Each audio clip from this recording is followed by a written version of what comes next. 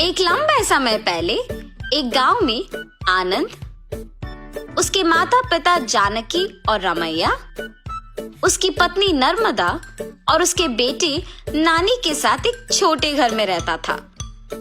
आनंद नौकरी करके आए हुए पैसों से अपना घर चलाता था। जानकी उसकी बहू नर्मदा से सारे काम करवाती थी और उसे हमेशा ताने मार मार के दुखी करती थी, मगर नर्मदा उसे कुछ ना कह के चुप बैठती थी। ऐसे कुछ साल बाद आनंद अपने नौकरी से कमाए पैसों को बचा बचा के एक बड़ा नया घर खरीदता है। आनंद के खरीदे हुए नए घर में बहुत समय से एक भूत रहती थी।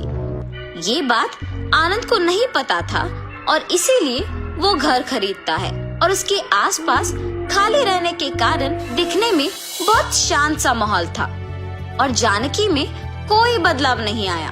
नए घर में जाने के पहले ही दिन नर्मदा की गलती के बिना ही उसे ताने मारती है। दुखी होकर नर्मदा बिना कुछ खाए और सोए अपने कमरे में जाकर रोती रहती है। तब उस घर में मौजूद भूत नर्मदा को रोते हुए देख उसके पास आती है। बगल में परछाई को देख नर्मदा तुरंत खड़े हो जाती है। तब वो भूत नर्मदा के सामने आके खड़े हो जाती है। उसके चेहरे पे घाव, खुले बाल देख के नर्मदा डर जाती है। बाप रे, भूत भूत! डरो मत, मैं तुम्हें कुछ नहीं करूंगी। तुम हमारे घर में क्यों आई हो? तुम लोग ही मेरे घर आए। ये तुम्हारा घर है? हाँ, ये मेरा घर है। इसी में मैं मर गई। मेरे मरने के बाद ही तुम लोग यहाँ आए। ऐसे कह के अचानक नर्मदा में घुस जाती है। हा हा हा, ऐसे हंसते हुए सो जाती है। सुबह उठ के जब जानकी देखती है कि सारा काम वैसे का वैसे ही रह गया, तब नर्मदा नर्मदा बहुत बार बुलाने के बावजूद जब वो नहीं आती है तो जानकी ही उसके पास जाती है। हाँ, तुम अब तक उठी नहीं? नर्मदा नर्मदा उठो!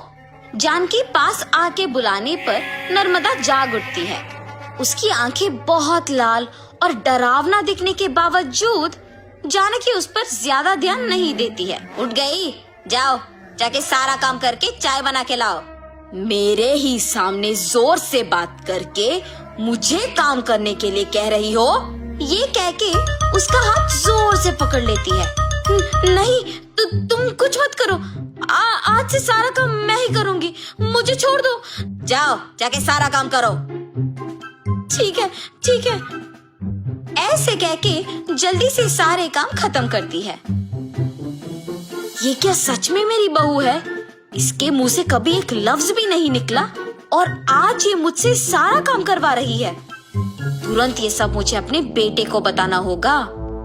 और ऐसे अपने बेटे को सब सच बताती है। तब वो कहता है, जितना भी गुस्सा क्यों ना हो, ऐसे तो नहीं कहते हैं माँ।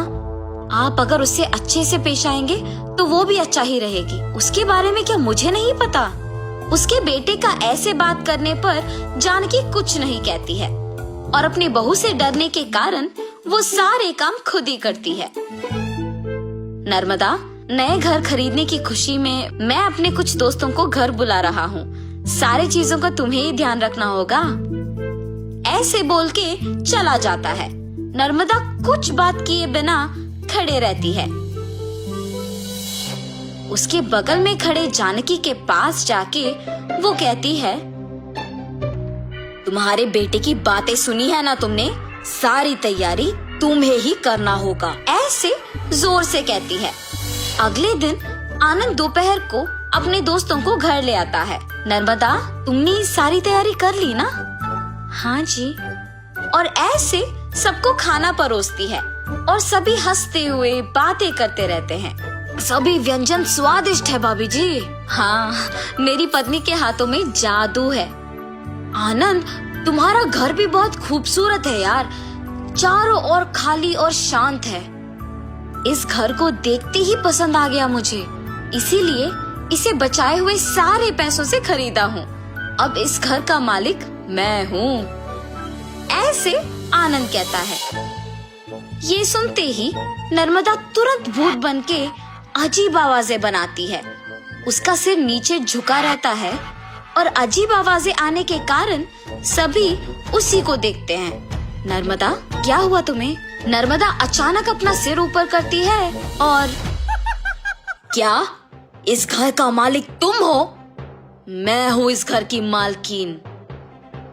ऐसे उसे घूरने पर आनंद अचानक हवा में ऊपर उड़ने लगता है। नहीं, ये तुम्हारा ही घर है, मुझे छोड़ दो। ऐसे कहने पर आनंद को नीचे छोड़ देती है।